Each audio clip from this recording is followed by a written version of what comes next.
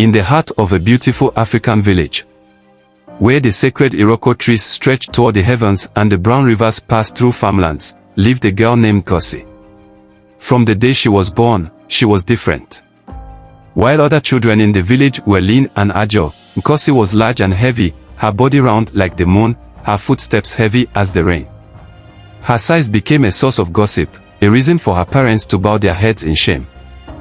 She eats too much and she's very fat, the villagers whispered. She is very different from every child in our village. She will bring ruin to her family. The whisper soon became too much for Nkosi's parents to bear. One night, her father, Okorafor, with a heavy heart, spoke to his wife, Edeora. Why us? How can God give us such a child? She is a burden, Edeora. The village mocks us. We cannot live like this anymore. We have to do something fast before she destroys our reputation. Edeora, though torn with guilt, nodded.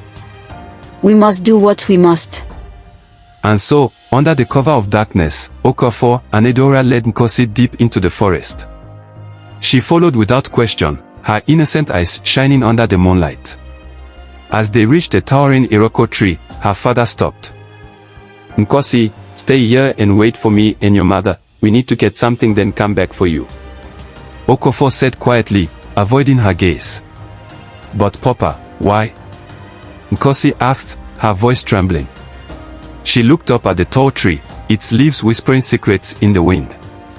I am scared, please allow me to go with you and Mama.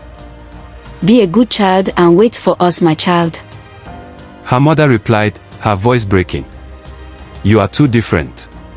Forgive us. Edeora said in her mind. Before Nkosi could protest, they turned and disappeared into the forest, leaving her alone. Nkosi sat at the foot of the Iroko tree, tears streaming down her face. She cried for hours, her sobs echoing through the forest, but her parents were long gone, leaving her to be devoured by wild animals. Just as her tears dried, a deep, ancient voice spoke. Why do you weep, child? Startled, Nkosi looked up. The Iroko tree, once still and silent, began to move.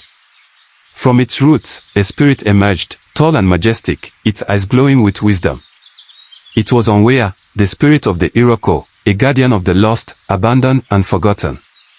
Papa and Mama left me here to get something, but something is telling me that they purposely abandoned me because I am fat and different from other children, Nkosi whispered, her voice barely audible. I think they don't like me and are ashamed of me. Onwea's eyes softened. Your size is not a curse but a blessing. You are not like others because you are meant for something greater. You are Nkosi, Consoler. You carry within you the strength of the earth, the power of the trees. Nkosi wiped her tears, uncertain but hopeful. But what can I do? I am alone now in this scary forest.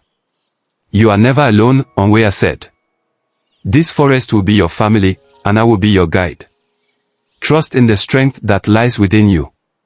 From that day on, Nkosi stayed in the forest, living under the watchful eyes of the Iroko spirit. She learned to speak with the animals, to command the elements, and to harness the power of the earth. Her once heavy body became a source of unimaginable strength. She could lift fallen trees, move boulders, and calm storms. Her heart, once heavy with sorrow, was now filled with wisdom and love. One day, a terrible drought struck her village. The village, which had once mocked Nkosi, was now on the brink of starvation. The river had dried up, the crops withered, and the people were desperate. We have angered the gods, the elders lamented. What will become of us? Okorafor and Edeora, haunted by the memory of abandoning their daughter, could no longer bear the guilt. We must find Nkosi. Edeora said, tears in her eyes. Perhaps she can forgive us. Do you think she will still be alive? Maybe the wild animals might have eaten her. Okorafor tearfully said. With heavy hearts, they set out into the forest, hoping against hope that their daughter was still alive. After hours of searching, they found her, tall and majestic, standing by the sacred Iroko tree. Her once round figure now radiated with strength, and her eyes glowed with power they could not comprehend. Nkosi. Her mother cried, falling to her knees. We are sorry.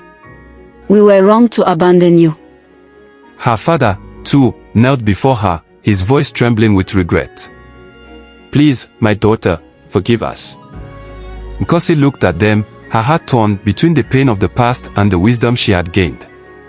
You left me when I needed you most, she said, her voice firm but calm. But I have learned that forgiveness is a power greater than any pain.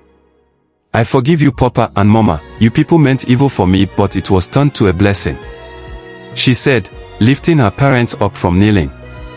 She followed them back to her village and the villager who mocked her in the past came to ask for her forgiveness. She saw the changes and the terrible condition of the village and was moved. She turned to the earth, kneeling beside the dry ground. She placed her hands on the soil and whispered words in a language the villagers did not understand. The ground began to tremble, and before their eyes, water gushed from the earth, filling the river once again. The crops revived, and the land was saved. The villagers, in awe of Nkosi's power, gathered around her. They no longer saw her as the fat child they had ridiculed, but as a beacon of hope and strength. You are not like us, Nkosi, one of the elders said, bowing his head in respect. You are the daughter of the Iroko, the protector of this land. From that day on, Nkosi was revered in the village, not for her size but for her heart, her power, and her wisdom. She became the keeper of the forest, a bridge between the villagers and the spirits of the land. Her story was passed down through generations, a reminder that what is different is not to be feared but cherished. And so, Nkosi, the child of the Iroko, lived not only in the hearts of the villagers but in the very soil of the land she had saved, her strength and wisdom enduring for all time. Moral lessons. 1. The story teaches that being different is not a curse but a blessing. Nkosi's uniqueness, initially seen as a burden, becomes her greatest strength. Differences should be embraced, not feared or ridiculed. 2. Forgiveness is powerful. Nkosi demonstrates that forgiveness is a strength. Despite being abandoned by her parents, she forgave them, showing that letting go of past hurts leads to healing and reconciliation. 3. Physical appearance does not define a person's worth or potential. 4. Love and understanding triumph over bitterness. 5. Resilience and inner strength can help overcome even the most difficult challenges.